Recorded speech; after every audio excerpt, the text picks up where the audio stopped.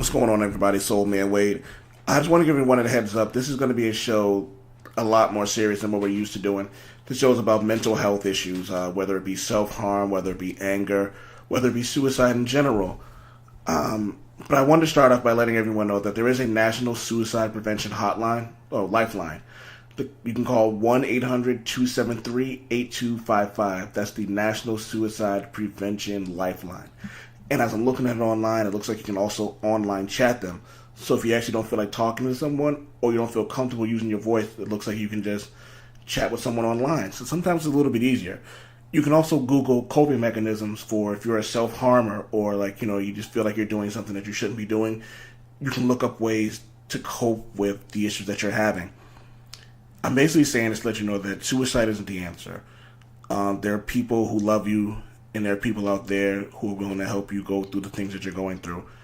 So again, the National Suicide Prevention Lifeline, 1-800-273-8255. You'll understand why I really get into this. It's a personal subject. I get into my suicide attempt and my cry for help. But I just want to let everyone know that there is another way. Suicide isn't the answer. It's a final solution. And basically there are other ways out of it. So let's get into the show. Fuck, you're old. And welcome to the Old Man Wade Show. I'm your host, Old Man Wade. And if you are looking for the deepness, if you're looking for the intricate thought, if you're looking for the Old Man Wade Show podcast when we really get deep into things, this is the episode we do. Last episode we did, which will come out a couple days after the dorky one. This is going to be a more serious one. Before we get into it, allow me to introduce myself. My name is Old Man Wade. I'm the host of the Old Man Wade Show. I might have said it already, but who cares? To my right, got my co-host. We got the man who took this solo podcast, which really wasn't that good. I thought it was pretty good. And turned it into something that I look forward to doing every day. The man, the myth, the legend. Oh, shit. Honduran. Whoa. Haitian. Wow. College graduate. Damn. How long do I get to use that? Super Bowl copy. What up? Thank you. Shit, if you want, I'll do it every week. I'll go the man, the myth, the Well, legend. I'm going to be here every week, so... It's just... The man, the myth. Yo, maybe we should just cook out fresh shit every week now, not until the well runs out. Because I have episodes in the chamber to use, so we can do 2 episodes a week for at least until you go back to school. I'm going back to school. I'm going doing 2 online classes, and I'm done until law school, which is not going to happen for another 4 or 5 years. Oh, the weeks. I'm ready to go, bro. Let's get started. Alright, so there was something we were supposed to do this Saturday with the wives, Mrs. Old Man Maid and Mrs. Super Woke. With everything going on, it seems like it's a hot topic. But the funny thing about this is it's sad that it takes celebrities to die and commit suicide before people realize this is an actual thing. You know what I mean? There are people struggling every day with depression, mental health issues, whether it be eating disorders, self-esteem issues, self-image issues. You have people who are in the closet who are scared to come out because their friends or family may not accept them. You know what I mean? And it could be people. What we learned is, unfortunately, recently, it could be people that are the epitome of success in everybody else's eyes. Yeah, you would never even. What's the guy? The gentleman, the chef and author. Anthony Bourdain. Who that shit affected me hard. That guy, he's in 3 points in my bucket list. It's funny because when I read, so someone was listening to a podcast and reading a bunch of tweets, and it's funny how people were saying that they would go through his comments and stuff like that, and people would be talking to him about how lucky he is to do the things that he does. You know what I mean?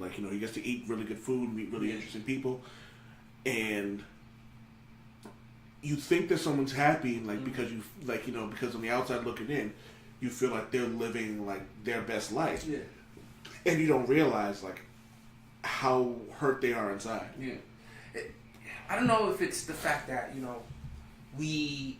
Based on a decision that both of us made, to get married, that we have at least one individual in our lives that we feel somewhat responsible for, right? Yeah. We want to make sure they're really happy, and not just, you know, they have a smile on their face, you're good, and walk away, right? Like, Yeah.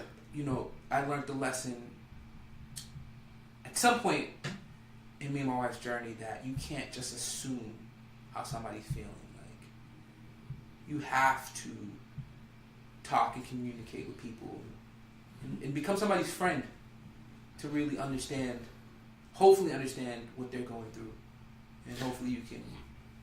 Well, that's the other thing. I don't think people realize that it's kind of difficult for, like, I don't talk to people. Like, I was at work today, and I'm on my medication. They actually had to up it a little bit more. Yeah. But, like, I was sitting here at work, like on the verge of tears because I didn't even have a reason why. Like, it was just one of those things where I was like, I'm just sitting here thinking about stuff, and it just, like, it almost brought me to the verge of tears because it was just like an emotion that's kind of hit me. Yeah. Was it just a random thing, man? Just random thought, man. And it's funny because, like, my medication, like, everybody's medication works with them differently. Mm-hmm. For me, it's a gift and a curse because. So you're taking medication. So yes. You're taking medication, and you're taking that obviously because you were diagnosed. I was diagnosed with depression. Yeah. Okay. I don't know if it's extreme depression or depression, but I have a serotonin. If it could be a SSRI, a selective serotonin receptor. Yeah, my serotonin. Like that. Yeah, my serotonin's off. Yeah. So, but like, so you're probably taking the SSRI. Yeah. So Celexa, I don't know. So that's the height of my knowledge. And so for me, it's one of those things where, like, it makes me very aware of my emotions. Mm-hmm. So I've always been an emotional person. Like, it always have been. I always will be, even when I'm off of medications. So I used to go from extremes. Yeah. I was either numb or I'm like rage monster. Like, you know what I mean? So, like, now it's just like I'm aware of my emotions. And so when I hate something, and growing up, hate was a bad word. Like, hate was, I could probably say fuck by accident, my mother wouldn't be mad. But if I said hate, she would cringe. Yeah. So, like, being okay with the fact that I may hate something is a new experience for me. So, because it's the exact opposite of love. Like, you know what I mean? And I love my wife. Yeah. So having that much negativity, it's not a good feeling, but it's a good feeling to be aware of it and learning how to deal with it. Yeah. So the medication works fine, but when you're in this position where you're so self-aware, it's kind of like, fuck. So you kind of, well, you know, I guess we're being open this episode. Just like you know, I wasn't diagnosed with depression, but I was diagnosed with anxiety, right? Mm-hmm. And I'm assuming, like your depression, I don't know, I'm not sure how long you've had it before, how long you've had it or dealt with it. I've been on, we can talk about that after that. Yeah. But my anxiety is part of me, like, part of who I am, right? And like you said, like, now you realize, you recognize when certain symptoms, certain triggers are starting to pop up that's getting you hot, you know, getting you to a point where you don't want to be. You can recognize that now that you're on medication, and I can do that now that I'm on medication. But I'm remembering a time before that when I would get, you know, these thoughts, like you said, like you kind of get obsessed, right? Like something would be bothering you, right? And then that will turn into something else, and something else. Something else, and it'll ramp up, and it'll ramp up, and then you get to a point where you can't even control your emotions. You get to a point where you either it turns you numb, or it turns you into this fiery ball of emotion, right? Yeah. And then at that point, you've reached a trigger. I've been to that point where I feel like I'm no longer in control of my actions. So when I hear about these stories about these people in the public eye that do end up taking their lives, it seems to me like that point where you take your life is at a point where they can no longer control their actions, right? Yeah. And it's unfortunate because somebody that's in the public eye, you would think they would have people around them that could recognize that. Well, the problem with that is, and unfortunately, and I'm pretty sure we've both seen this, is a lot of people aren't really concerned with the with making sure that the people who they're leeching off, for the lack of a better term, they're not really worried about that. They're just worried about when their next check's gonna come in. Yeah. So unfortunately, you have these people who are just like, well, a good example is Britney Spears. She was like going through her fucked up thing, and my wife through a breakdown. Yeah, and my wife used to work mental health, and she used to work with work teen psych, and she would say that she's having issues, and there's nobody in her corner telling her yo, stop putting out albums, stop going on tour, stop doing these things. People are eating off of that. People are so they have that whole another variable. Exactly. So you have all the stuff going on, and people aren't really helping her. So since no one's helping her, she's just like, well, what the fuck else am I supposed to do? And it's like, so what do you do? So you need, this is one of the reasons why I'm glad I don't have any yes men in my circle, because when I'm fucking up, I want them to tell me I'm fucking up. So, but what's funny is after she goes through this breakdown and she disappears for like a few months, maybe even a year, she comes back and it's like she's fine. And I remember her coming on an award show. Her hair was long. It might have been a weave or a wig or whatever, but it was like she looked different. Like she didn't have a crazed look in her eye, and she looked fine. She looked better. Fast forward to some time later, she had a show in a very successful show in Vegas, where I think she was getting like $1 million a show or something like that. That sounds like Vegas numbers. Yeah, and she was doing well. Like you know what I mean? And I'm glad that someone like that could get the help she needed because you would think, and I kind of hate, especially based on what you just said about celebrity or success and having yes men and people that kind of fan the flame of your issues because they don't really care about you, right? Yeah. I hate it that every time a celebrity commits suicide, you get these comments saying like, well, if these celebrities had nobody to help them, just imagine what normal people are like. And I'm like, that's kind of unfair because I think that facilitates the idea that celebrities, just because they may have more money than us or whatever, they have a better way of dealing with mental issues that really, they don't care how successful you are. They don't care how rich you are, right? No, they don't. And the problem is, and you hit the nail on the head, because unfortunately you have situations where people don't realize that more money doesn't necessarily mean more friends. Like, you know what I mean? Yeah. And the thing is, like I said, or even more money doesn't necessarily mean better life. Like, we both live in like the medical hub of the country, right? Like, and we both have decent health insurance. So there's no services that we necessarily can't. I can't think of a service that we can't really get that's out of our scope of afford. It's not going to be super cheap, but I'm pretty sure if we need it, we can get it. But right? Even in the hub of medication, I couldn't get a therapy appointment until the day after my birthday in November. I'm like, what the fuck, man? Like, and it was because that person didn't put the recommendation in a year ago. Yeah. Like, you know what I mean? So even though I'm in a hub of, like you said, the hub of medical science, like, we're like people come all over the world. You can't defeat good old fashioned human incompetence, right? Like that. Yeah. You've seen Snatch, right? Oh yeah. Never underestimate the predictability of stupidity. Yes. So there was I was actually I paused the episode real quick a little while ago, and it was something that runs through my head, and I was thinking something super woke can relate to when people are around. There's an issue of Wolverine, and he was having these like nightmares, and he woke up in the middle like screaming, and like the X-Men, who are his family, came running in, and they were like, "You okay? You okay?" And he doesn't want to tell them what's going on because he doesn't want them to worry. Because like he was just like, I don't need them worrying with everything else that's going on in his life. And he was like, I'm fine. And Colossus, who's one of the few people I think Wolverine actually like really, really like cares about, like one of his few brothers. Like, you know what I mean? And Colossus is like, surely it's nothing. Surely it's not nothing. You're not prone to screaming in the middle of the night. And so instead of Wolverine like calmly telling him I don't want to talk about it, he just yells out, I said I'm freaking fine. Yeah. And I've been there when you're trying your best to like keep it together, and you have the support system who's trying to help you, but you don't know how to like accept it. So I do one of two things. I either lash out or I zone out. Yeah. So I just won't respond to any text messages. I won't respond to any phone calls. I won't go on Facebook. I just check out altogether. Yeah. And the only reason I don't do it as much anymore is because Lavelle. I zoned out for like a day and a half. Didn't talk to anybody. That's like my wife who lives with me, and I wasn't on Facebook.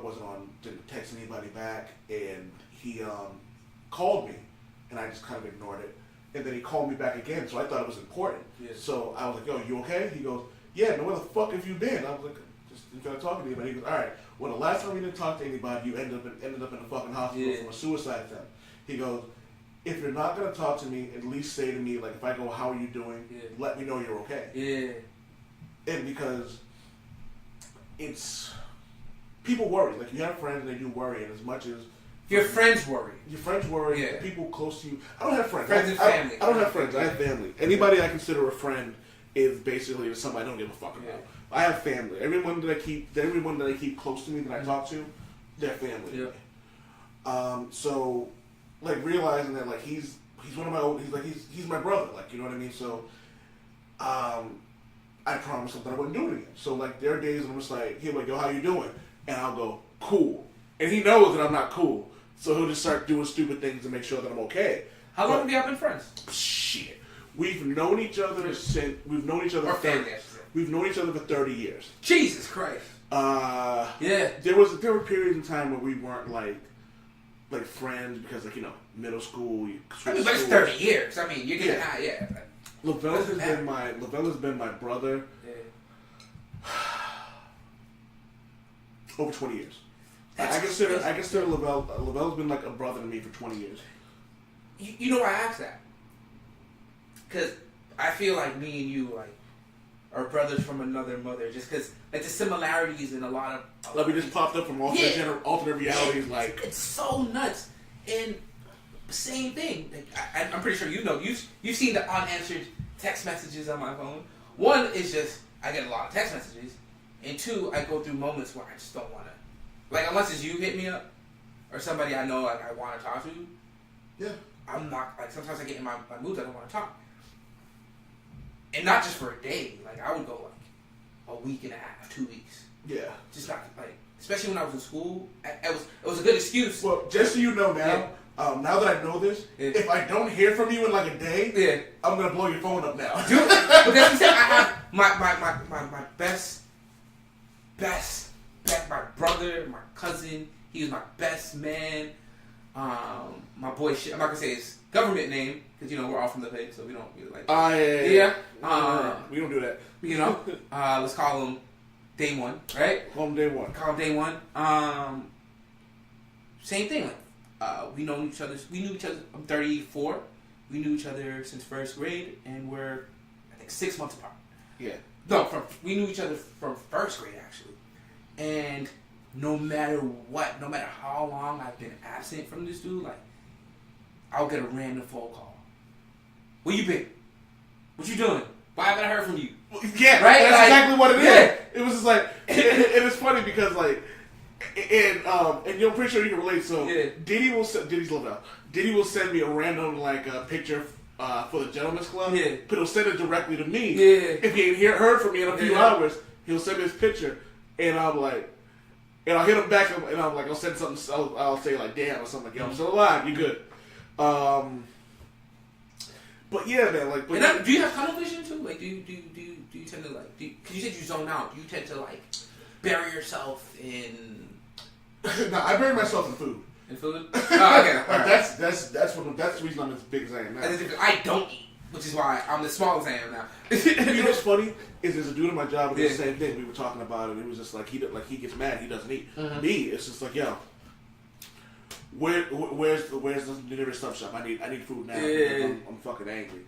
And that's just how I cope. It's not positive at all. But like, I don't think any coping method. I don't think. Sometimes we just stumble into something that works, but. Don't try that. But I think any coping method that we figure out on our own, it's a good chance it's not going to It's not gonna be helpful. Yeah, unless it's funny because you get the people who use exercising as a coping mechanism, Yeah. but it's like they're using this as a coping mechanism, but they're also not eating. Yeah. Or they're working out too much. And Yeah. people think like you can't work out. No, you can work out too much You can. because your body needs. That's why there's a thing called leg day, arm day, cardio. And you get a shot of Endorphins. endorphins. You get a high from working out, and that's not just a way of coping with certain trauma and mental health issues you should be seeking professional help with. Sometimes it's a way of hiding from those issues, right? And like, as anybody can tell you that deals with like anger or anxiety or depression, like the more you sweep these things under the rug, like eventually it's gonna blow up in your face, right? Like it's gonna like I feel sometimes like I can deal with any problem, right? Like I'm a guy, give me a wrench and a calculator and some duct tape, and I'll build you a rocket. Right? Like, Like, because my buddy Paul from the Wednesday Combo podcast, another one of my brothers, he was talking to I believe his therapist about anxiety, and he was saying that like this is a thing from back when we were hunters and gatherers, where you'd have people with anxiety who would just set up multiple traps and multiple things to keep their village protected. Yeah. And that's where he was like, that's where anxiety comes from. It's like people who are overthinking and stuff like that. And now you have anxiety because people don't have the need to overplan. Yeah. Like for me, it's just like windows are locked, hammer by the door, I'm good. You know what I mean? Literal hammer, storm breaker. So don't come in here like, oh, gun license and shit like that. So for me, like, I don't really have like these anxiety things. Yeah. But like, it's funny because you would have anxiety. It would just be like, and if we were going back to the times like that, it would be like, all right, we're gonna put Mark by the gate because he's just full of a ball of like a big guy full of ball and anger. Yeah. And it was just like everything could be traced back to what you would be back in the time of like hunters and gatherers. Yeah. Like you would be the planner, and they would be like, Mark, get him. And I would just run and grab an axe and just go attacking people. You know what I mean? Because we dealt with fastball special. Yeah, just launched. Right.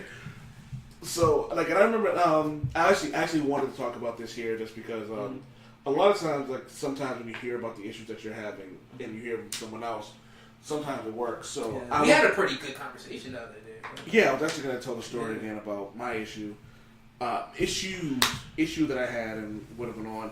So, and it's funny because if this is going to sound, I know someone's probably going to hear this and go, this is a thing that only females go through, but it's something guys go through as well. I would assume so. Yeah, I'm going to say this beforehand.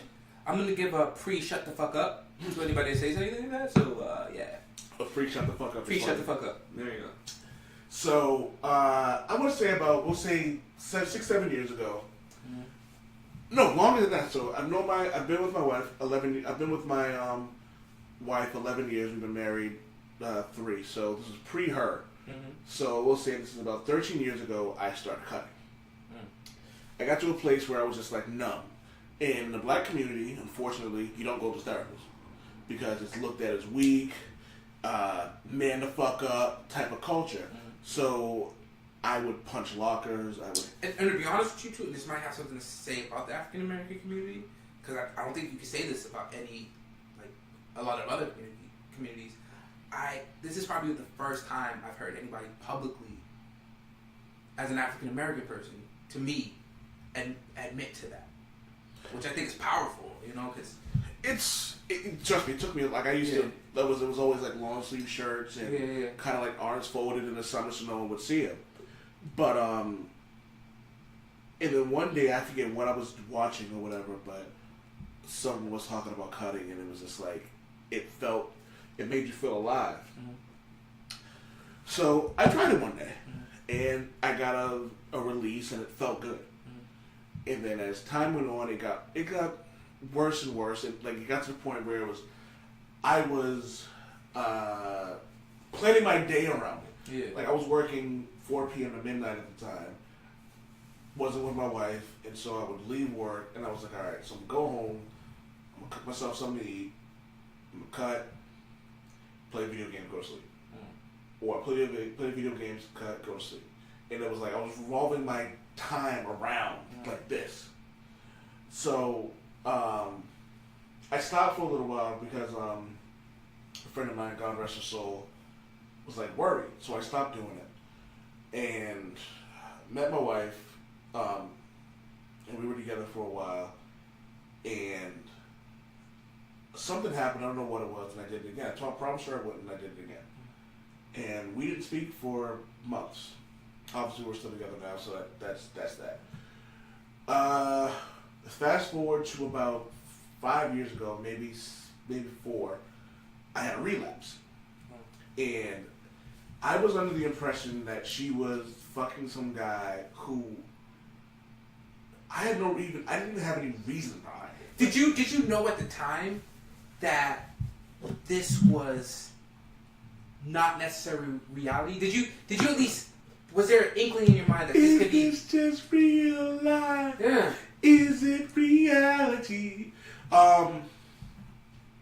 My irrational mind was just like, you know the evil Kermit memes? Yeah. It was just like that. Regular Kermit's like, nah, man, she loves you. She does all this stuff to make sure that you're good. Like, she always makes sure that, like, you know, you never worry about it. Evil Kermit's like, nah, she fucking that dude. With the Palpatine hood on. Yeah, with the Palpatine hood on. Yeah. So, we got into a giant argument. And a lot of it, like, and I was drinking, and I have a demon in my family. It's one of the reasons why, like, if I'm angry, I don't drink. Yeah. So, we had we got into an argument. I don't remember what happened in the argument, but I remember kicking her out and, like, sitting in a bathtub, cut the shower on, got a knife, and tried to, like, slit my wrist from like, you know, the scars are there. You know what I mean? Was there any fear or hesitation, or was it a focus? To this day, I don't know if I wanted to kill myself or if this was a cry for help. I don't know. You know what I mean? Yeah. So, I ended up leaving. I went to and thankfully there was a police station close to where I was at. So I left, and the fucked up part about it was the officer I saw was like this dude I played basketball with. So I got these like bandages wrapped around my arms, and I'm bleeding. And he's just probably like, "What the fuck, man?" So I ended up going to the hospital. I called my best friend. I called Lavelle. And I'm like, I told him what happened. And it's like 2 o'clock in the fucking morning. Because Maria, I got into an argument with her about like, as she's coming back from like having like a great night.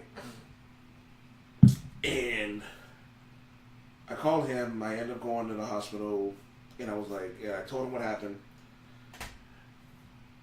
So when I left, while he was there, he was with me for like 12 hours. He ended up calling Maria to tell him what was going on. So when the psychiatrist comes in, or whatever the fuck the psychiatrist or psychiatrist, whatever the fuck they are, when she comes in, she asks me like, you know, a series of questions. Why are you here? Blah blah blah. The question came up was, are you a danger to yourself? Will you do this again? And I look over at Lavelle, and just as I was about to say no, he goes, "Oh, yes, he is. He's a danger to himself." Before I could even answer. And yo, if you have a kid and you don't name that kid Lavelle, I'm gonna be highly Don't put that evil on me. No, I'm just saying. I don't want any fucking kids, man. If it happens. I don't need his. Also, I don't need his ego inflated anymore. You know what? And, he earned that motherfucking. And Diddy, I know you're listening. Not gonna be able to do it. So Maria shows up and Lavelle leaves. Actually, they leave together to go grab me some clothes and stuff and some other things because she's well aware that I'm about to get sectioned. She knows. She works psych. She's a smart woman. She knows. Yeah, she's a smart woman. She works psych, so she knows I'm about to get sectioned. Yeah. So as she is dealing with that, she's talking to Lavelle. Like, Lavelle's the only person that I know that she'll actually talk to about things that are going on with me because they have a really funny relationship. Because the first time she met Lavelle, we got into an argument, and she kind of just walked past Lavelle, and Lavelle was like, "What? You're not gonna say hi?" The first time I met, she goes hi, and then walks away. And he goes, okay, go play in traffic. Oh, because that's Lavelle. So. You know what? That's like a term of endearment, right? Like, yeah, and it's funny from here on in, everything is just like she's like, all right, go play. He's like, go play in traffic. Yeah. And it's like Lavelle considers her a sister because like they get along great. There was actually a night where I got my first paid writing gig, and I was like, I gotta celebrate with them. They got shit. I outdrank them. It was the only time this has ever happened. I outdrank both of them, and they were drunk singing Chandelier. But like that's a test. Is there video of this? Nah. I thought about it. I was like, nah, I don't want them to do that to me. Alright, so I ended up getting sectioned. They took me in. My wife wasn't going to let them send me to a fucked up hospital where I wasn't going to get any attention. So I ended up going to a different medical institution. And my moment of clarity was sitting in a waiting room in like this open area in a gurney in my boxers and my back out. They wouldn't even give me my clothes because they assumed I was just going to run away, which is smart. And this woman's talking to me, and I'm like, this woman's talking to me in a assless gurney, and I'm sitting here listening to this. Maybe I need to get my shit together. Yeah, that's one of those moments where you're like, you know what, I need to rethink decisions and life choices and what I'm doing with my life. Right? Oh, I left something out. I'm sitting here, and I got my clothes, and I was thinking of, and I thought about this while I was in the hospital. I was like, I can put my clothes on bounce. I'm a big, strong guy. I can run out this fucking door and they'll never catch me. But then all I could think about was, I'm going to bust through that door and it's going to be like a Michael Clark Duncan looking motherfucker who's going to like clothesline me and give me a Thorazine shot. You know there's always a bigger brother, right? Yeah. There's always a bigger brother. Have you ever noticed that like whenever we talk about big like black dudes, the first person we go to is Michael Clark Duncan? Because we're not small dudes, so we have to like...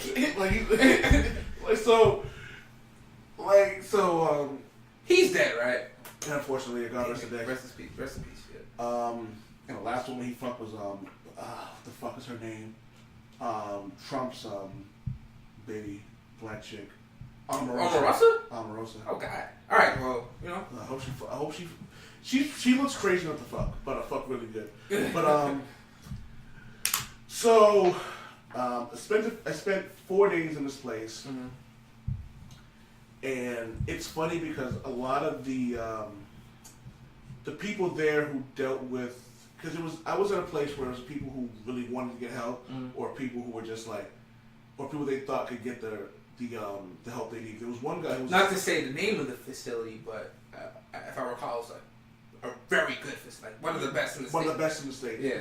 And I think might have been best in the world at the time. Amazing. And so there was actually funny. There was one guy who was just like, "Yo, I'm here for 3 days and I'm trying myself out."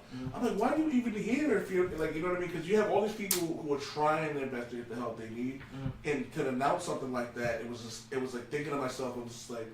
But let's review, because you know, we talk a lot about mental health and our experiences, but I don't think we focus enough on how people really get through these things. So you got sectioned, right? Yeah. And it's not like you magically entered this place. It's not like a movie where like a white van and like these guys saw you and just pulled you and brought you. There's right? no like, giant net. There's no straight jacket. You have to make a choice. Or people around you who love you have to make that choice. Well, for you, you can make the choice for yourself, but there's also situations where if someone in the medical field feels like you're in a hospital, they feel that you're a danger to yourself or others, they can section you. I was aware of what was going on, and I decided to get help. You made you made that choice. Some people. My wife pretty much told me that if I wanted to be, it wasn't even about me and her at the time. If I wanted to get better, that I needed to actually do this and take it seriously. Yeah. So they ask you like, what do you want out of this? Why are you here? What led to this? What are you doing things that make you happy? Why aren't you doing these things that make you happy? And so you have to really be honest with anybody who's actually doing this, because you have I was around drug addicts. I was around people who tried to commit suicide. I was around all at the facility. At the facility. Yeah. And like really sitting here, and it was funny. My roommate, I don't even know why he was there. And like the first morning I was there, he was like he stayed in his room the whole time, didn't do anything. after like day 2, me and him sat down. He actually ordered pizza, which is funny. Are you still having suicidal thoughts at this time? I'll get to that in a second.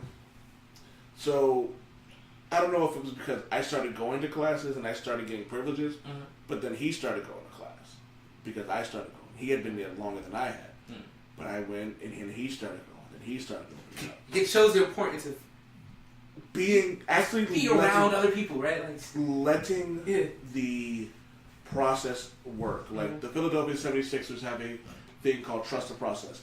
This is one of the situations where you really should trust the process because obviously, like there are some really fucked up people who are looking to fuck people over. We've seen people in the medical industry, in the medical industry, the correct term? Yeah. Who do things. Or mental health industry. Mental health industry. Yeah, who just do things just to fuck people over and just because they think it's cute. Yeah. But if you're with someone in this place I was at, they care. Yeah. Like you can walk into places and feel an aura. Yeah. And there was one woman, and her name escapes me, who made it a point to like teach me like meditation techniques. Like I had issues sleeping for a while. Yeah. Like I'd wake up in the middle of the night, or like I like associated with the depression. Yeah. Like for years, and like I fall asleep like that now. So when I'm having a bad night, I have breathing techniques. When I have other issues, I have like I can go to a place where like my senses kick in and I'm back in a happy place. And you didn't wake up one day and go, you know what? I'm thinking of a breathing technique that might help me sleep. Like again, professional help. Yes. Yeah. And I think and it's the one thing I have to stress is like it has to be consistent. Yes. Because there were days where like I would skip appointments. This was before all that. And I was like, I would skip appointments. I wouldn't take my medication. I wouldn't act like I could fix myself when realistically I can't. I'm the god of stubborn. Like you know what I mean? Like this is what I am. So I go through the process, and after I leave the hospital, after there was workshops that helped. I stayed on medication for a little while, for which I shouldn't have taken myself off of. I went to a DBT program. What's that? I'm actually about to Google it now. Okay. Let me just hit pause. So DBT, D as in dog, B as in bear, T as in Tom, dialectical behavioral therapy, is an evidence-based psychotherapy designed to help people suffering from borderline personality disorders. It has also been used to treat mood disorders as well as those who feel changes in patterns of behavior that are not helpful, such as self-harm, suicidal ideation, and substance abuse. This approach works towards helping people to increase their emotional and cognitive regulations by learning about the triggers that lead to the reactive states and helping to assess which coping skills to apply to the sequence of events, thoughts, feelings, and behaviors to help avoid undesired reactions. DBT assumes that people are doing their best but lack the skills needed to succeed or influenced by positive reinforcements or negative reinforcements that interferes with their ability to function appropriately. So I went to this, I think it might have been a week, might have been 2. Might have been longer than that actually. But I went to this place. Actually, it might have been, it doesn't matter. I was there, I was dealing with everything that was going on, and the DBT program helped a lot because you're in this room with a bunch of people, and they give you different classes to deal with all the stuff that's going on. So there were days where, like, I was in there, like I said, I was in there with, like, people who tried to commit suicide. Then there were people who, like, heroin addicts, like, you know what I mean? Like, and it was just like, so it helped. So I started to really, one thing that sticks out was we walked down the street, and it's sad because it's kind of like a classroom. We walked down the street to this park, and I actually took my shoes off, which I never do. I put my feet in the grass, I laid back down, and they basically was like, don't use your phone, don't do anything, just kind of sit there and enjoy it. And I remember actually just laying there and just going, huh. My mind was empty for the first time in a very long time. There was no depression.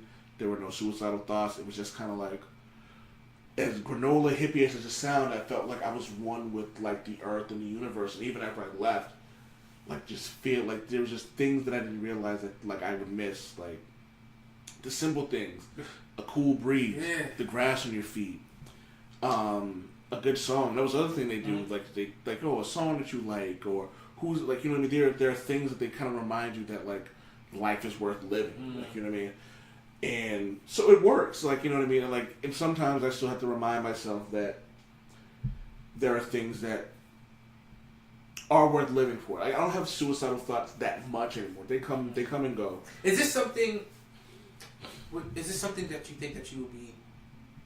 Is this, for lack of a better word, curable? Right? Like, I don't think there's anything wrong with you, because I think that I don't know if it's curable, but I think that it's manageable. Maybe I don't know. I want to use a stronger word than manageable, because I don't have suicidal thoughts. I might have one, maybe two a year. Yeah. But I'm always reminded that there are things that I would miss. Like, I would miss, like this podcast keeps me going. My writing keeps me going. When me, you, and Amanda, and my wife, and your wife were hanging out at a barbecue around a bonfire, talking shit, I would, like, you know what I mean? These are things. That's some therapeutic shit, bro. It is. And, like, I think people underestimate the power of, like, positive energy. Like, you know what I mean? Like, negative energy begets positive energy. Negative energy begets negative energy. Positive energy begets positive energy. So when you're around people who are just happy, and this is something attributed to, like, a lot of the West Indian culture that I noticed, because I've noticed, like, it's funny because most of the people that I hang around with aren't American. Should we reveal what we learned about you? No, we're gonna put that in another podcast. I just randomly I found out that my great grandfather, my great grandfather is fucking Bayesian. That's a twist. 35 years old. I just find this shit out. That means you're only about 1 billion degrees of separation from Rihanna. That's a good thing. Actually, I'll fuck her. But no, man. But like, there are things that like, and I remember actually talking to Amanda, and we talked about heaven. Like, what would heaven be like? And I remember her saying to me, heaven is, and I hope I don't misquote her, but she was just like family and friends, and it was so true how it was, and it's like just when you get around people and you're just kind of just sitting there and everyone's happy, maybe not everyone's drinking, maybe some people are smoking, maybe some people aren't drinking or smoking, maybe some people are just eating food, maybe some people are just listening to music.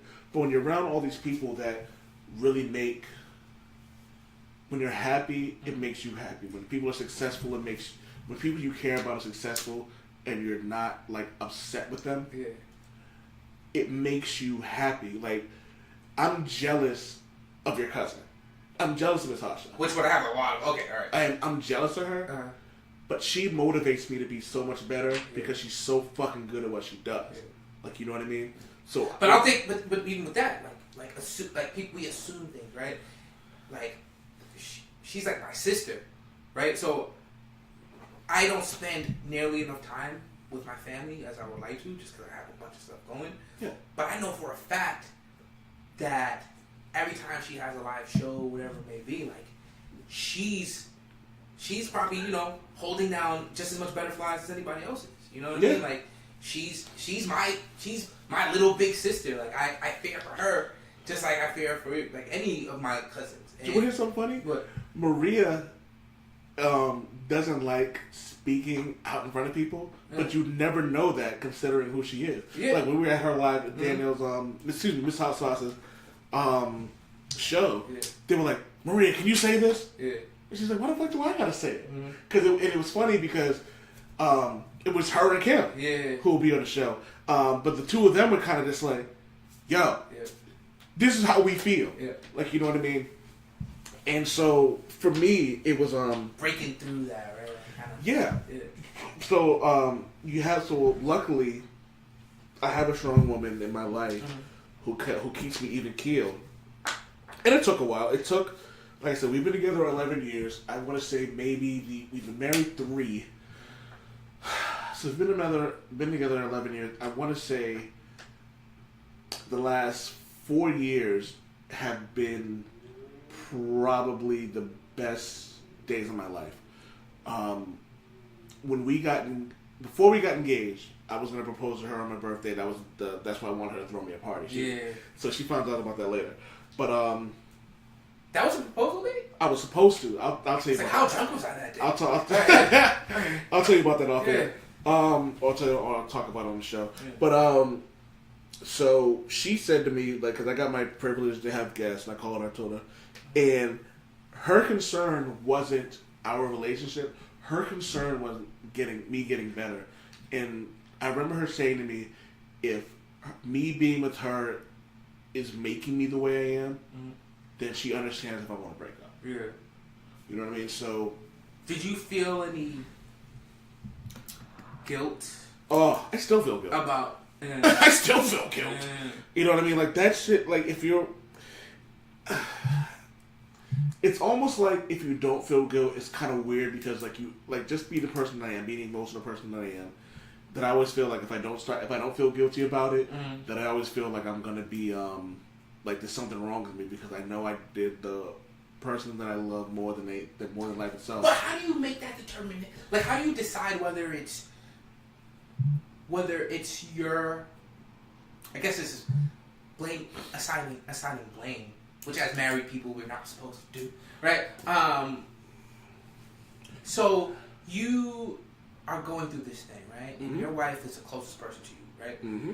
So indirectly or not, purposely or not, actions that you guys take affect each other. Yes. Right? It takes a lot for someone to go, my actions are directly hurting this person. Do you know, right? do you know what it is? Yeah.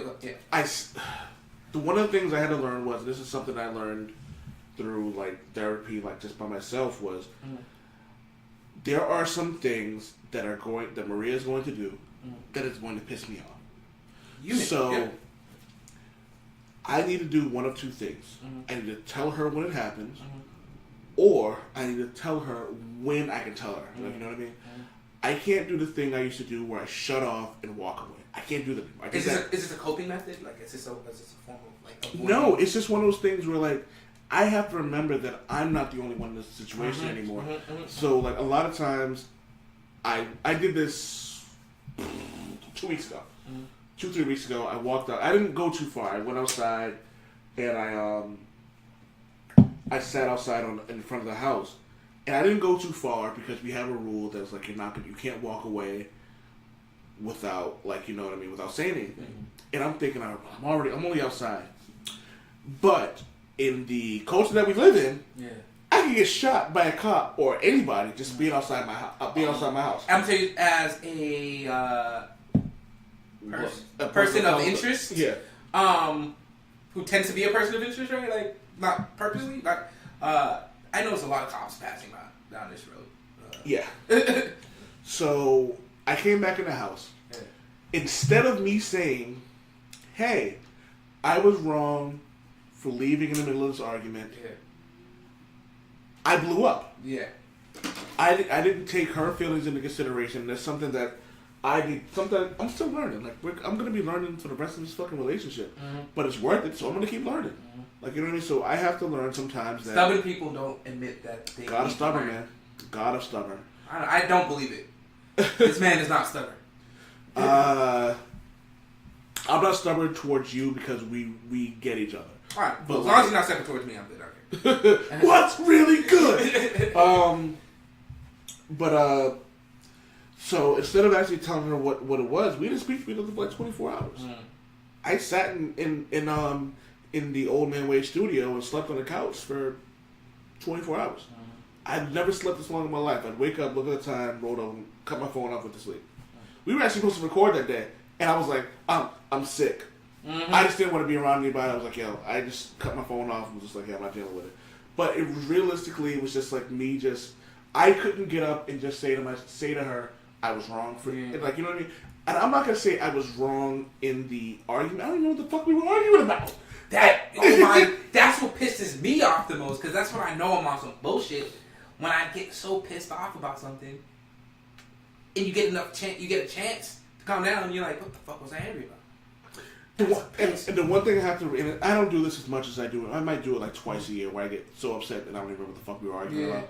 And this is one of the times I have to remember and remind myself to, if I get angry or I get a mode of depression, not to drink.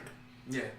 Just don't drink at all. Nothing. If I'm out to cookout, water, juice, Gatorade, Mountain Dew. So you say alcohol doesn't necessarily cause these things, but it can make them. Oh, it definitely influences my mood. Yeah. Like, I'm in a good mood now. Yeah. So now I'm in a really happy mood. Yeah. Like, you know what I mean?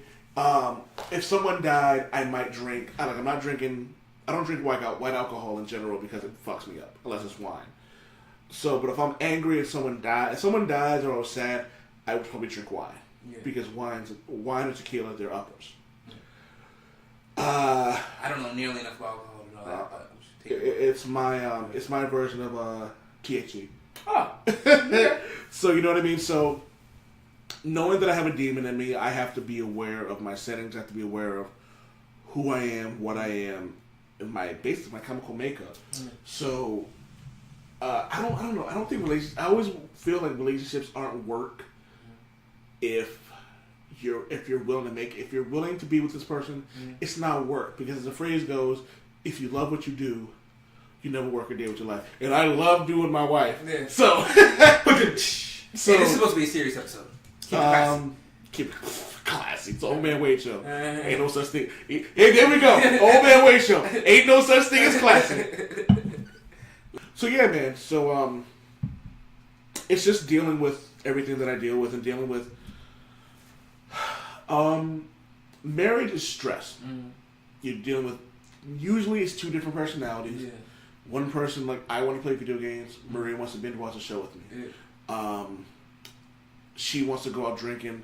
I want to stay at home. Yeah. She wants fish. I want steak. Yeah. Or in your case, your wife wants veggies. You want meat. You know what I mean? I mean, surprisingly makes it a little bit more convenient. But so it's just, I have to remind myself that when I get ultra depressed, that I can't be the god of stubborn. I have to be like, fuck. The thing is, in both of us, we have somebody that we're living for. It's not necessarily our kids, but we have wives, right? Wives, friends. You know, and even somebody like, and we talked about Anthony Bourdain, Kate Spade. Was that the Kate Spade? Kate Spade, the lead singer from last year. He was lead singer of Audio Slave, I believe. Hung himself. Yeah. There was we had a few suicides last year. I mean, one of them, like, it's not as recent, but it's pretty impactful. Robin Williams, you know. Yeah, man, and like finding out how sad he was, like, you know what I mean. I don't know him personally, but I know comedians who talk about how they don't like Robin Williams, but that death still impacted them. Well, I mean, he's a legend, right? Like, everybody knew him. He created aspects of American comedy, right? Like, he developed it himself. But I think even at least it seemed that Robin Williams had a loving daughter, you know, family. Anthony Bourdain, like, seemed like he had a loving girlfriend and daughter. And Kate Spade, like, everybody's just talking about, like, you know, people, big families, you know, like $1 billion corporation. Yeah, so they also have people to live with, and they still make those decisions. Kate Spade killed herself with her husband in the house. Yeah, like, I couldn't do that. Scary. I couldn't do that shit with my wife in the house. Yeah. If I'm quiet for too long, she's gonna freak the fuck out. But the question is, for me is, because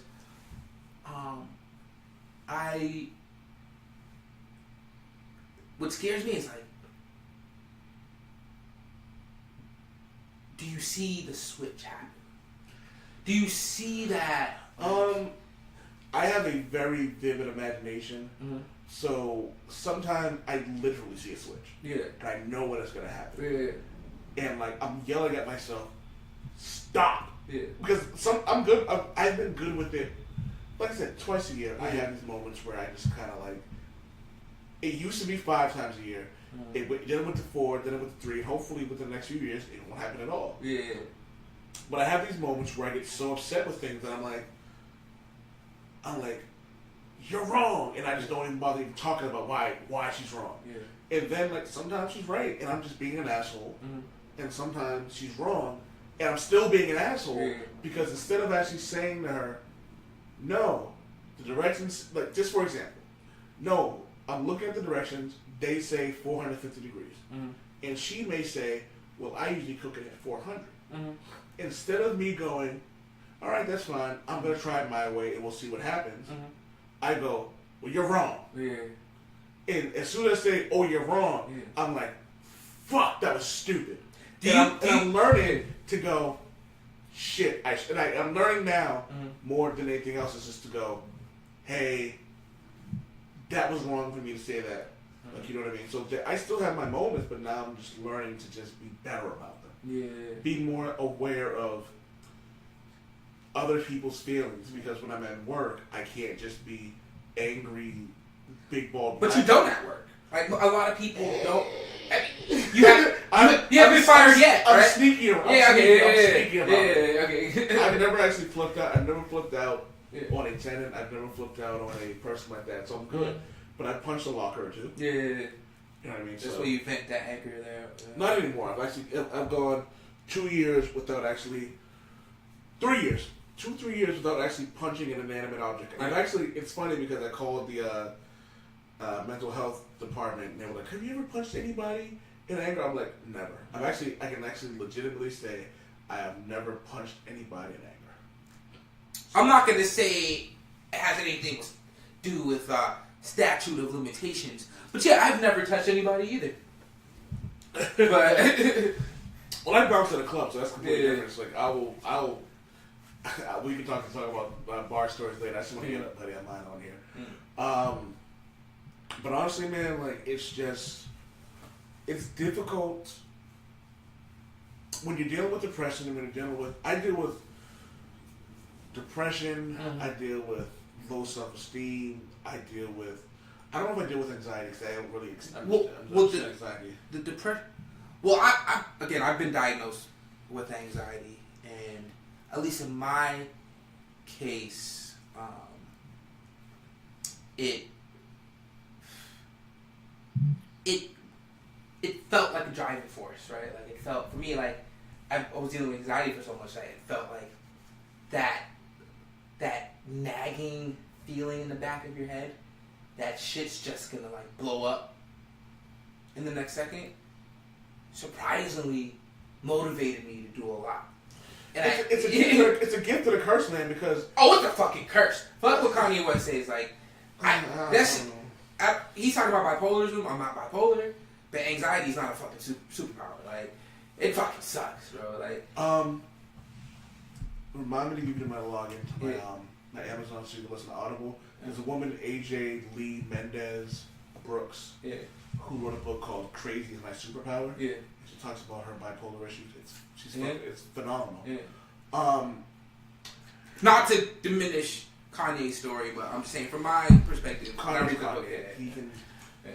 I don't know what he's decided he's gonna do, whatever the fuck it is he's doing. But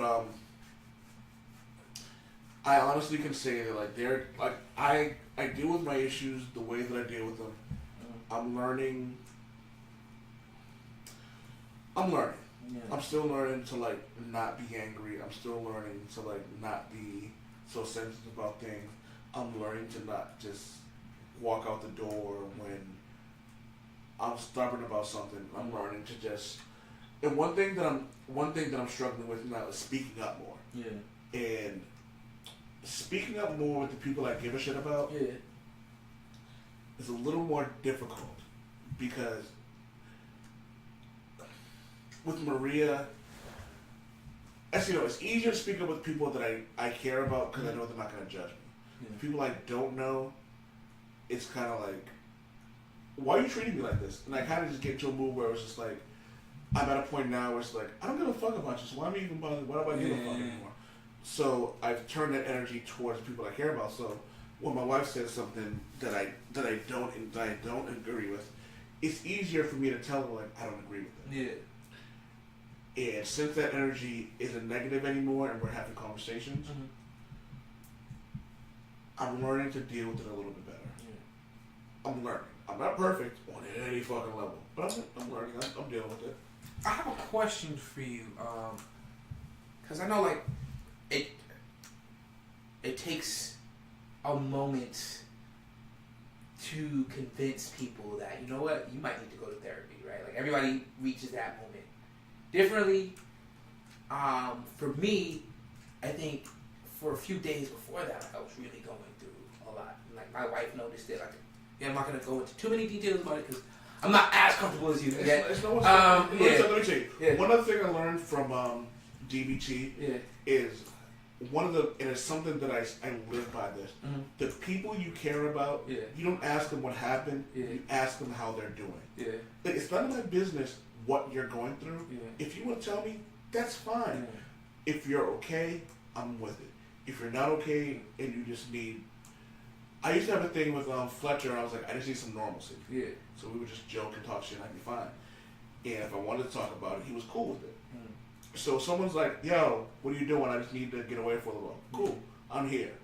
But what can I do to help you? If you need to talk on the phone, you need to come by, you need to go for a walk, cool.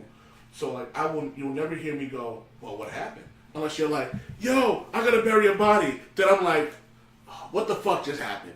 You know what I mean? But that's RNS right there. I'm not gonna say what RNS is. But other than that, man, like, it's, you know what, like, there's a thing, like, if people really want to get into your business, you really got to start questioning your relationship with them. Because, like, we've been cool for about 5 years. And let me just make a disclaimer. You've been family for, like, the last year. And even with that said, like, the questions, I've been asking pointed questions, but I know this story, right? And we talked about what you're comfortable to talk about and stuff like that. Yeah, absolutely. Yeah. Before we started the show, I'm not gonna ask you anything you're not cool about asking. Like, you know what I mean? Mm-hmm. And you know me, I'll if you're like, can you take this something? Yeah, cool. I'll timestamp it. I'm good fuck. But you were asking something. Sorry.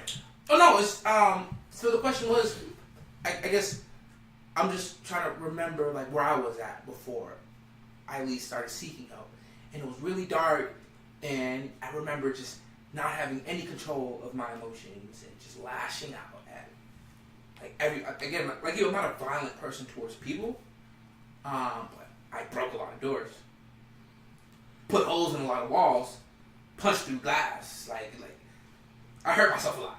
I could only blame myself, and it got to a point where my wife was like, "Yo, go see somebody." Now, right? That's exactly what my wife did. She didn't threaten me with, like, I'm leaving, but I could see each time that I blew up, I could see, like, it chiseling away at how she saw me, right? Yo, that's something else, man. Like, watching my wife, like you said, chipping away, it's almost like a Greek scroll. Yeah. And like it's easy to chip away from something. Mm-hmm. It's hard to rebuild it. Man. But you can see it. Like at least for me, I could see it eroding, and we're both smart dudes. Like I was smart enough to know, like, yo, this shit is not good. But I just couldn't control it, and I feel like I was looking for answers, and I didn't know where to look. So I guess my question to you, one, because you're the host of the show, right? And damn it, Wade! I feel like no, I'm saying like in just talking to you, right? Like I feel like you have really good, and you don't have to. Again, nobody needs to share their experience if they don't want to, but just advice for people. Like, what would you tell somebody that doesn't have that person in their corner, pushing them? Right? How would you tell them to find answers? Like, where should they go? There's multiple levels of this. Yeah.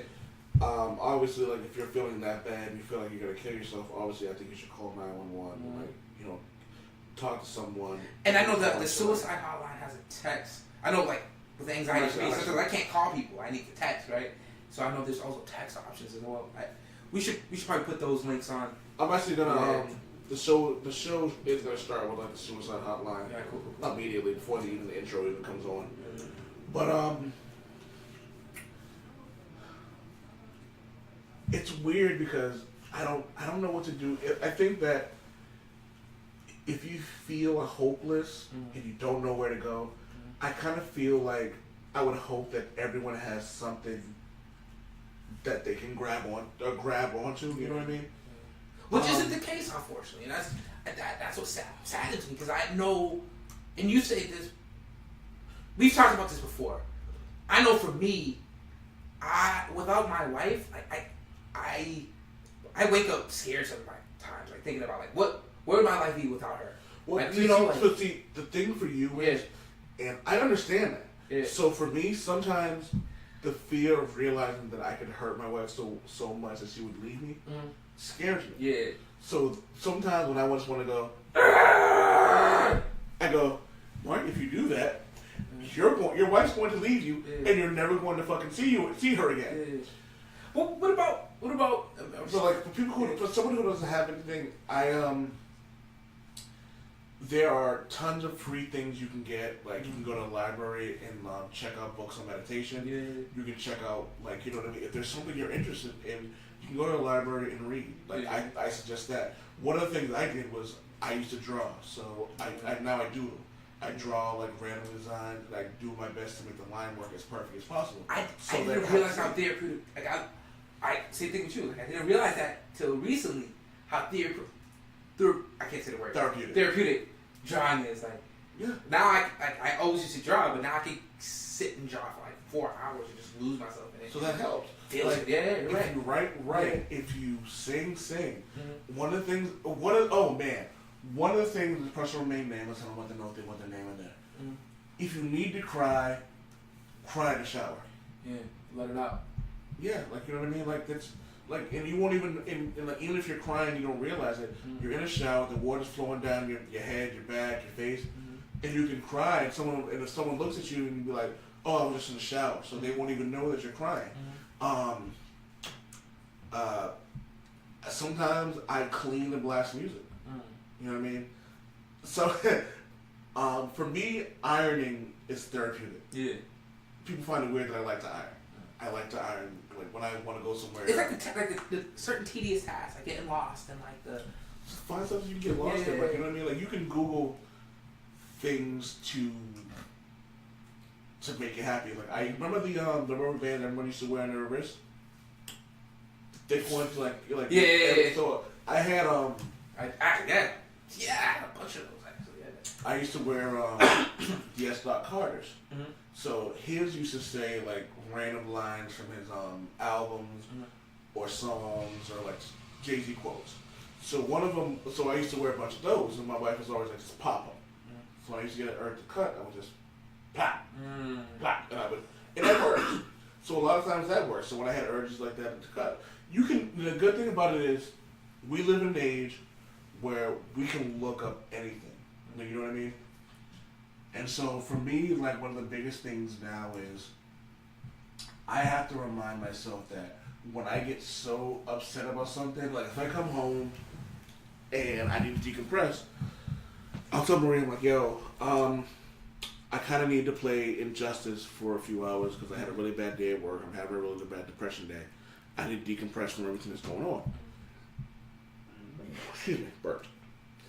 And she understands that. So, but it took me a while, as opposed to coming home, cutting the game while not saying anything, which is negative, as opposed to me coming back and saying, hey babe, I kind of need a couple hours. Letting her know. Yeah, she's been letting her know, like, hey, I need a couple hours, I need to do this. And something else I do, which people find funny, is I play Angry Birds, or I play Candy Crush. In the bright lights and the colors. You're being judged. No. Perfectly fine. I'm cool with it. Like, you know what I mean? Like, you know what I mean? Like, and I do both of that because with Candy Crush, it's the tedious stupidity of it all, the bright colors. It calms me down. It's like, hey there, big guy. Yeah. The sun's getting really low. You know what I mean? So, like, yeah, for me, like, that's how it is for me. And with Angry Birds, it's kind of like just flicking birds around. For me, it's good. I think mine's is Elite Dangerous. If you can't get lost in that game, I don't know. Yo, dude, you ever played Ultimate Spider-Man on PS3 or PS2? Fuck PlayStation. Oh, I bet you're one of those guys.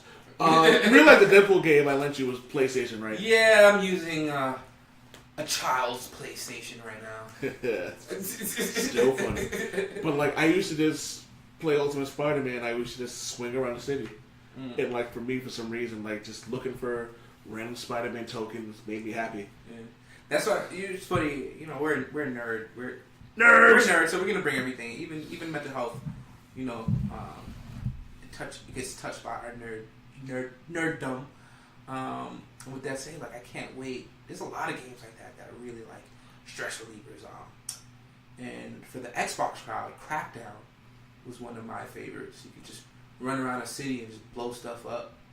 Pretty cartoonish and it's a good way to get lost in a fantasy world for a little bit. Which is what I do, man. Like sometimes, like for me, like it's Injustice, and like if I'm good, I'm like if I'm angry, I play God of War and Injustice. Like those are my two things. It's like just senseless violence and stuff like that. For me, that's good. But you let the people around you know, like this is what I'm doing.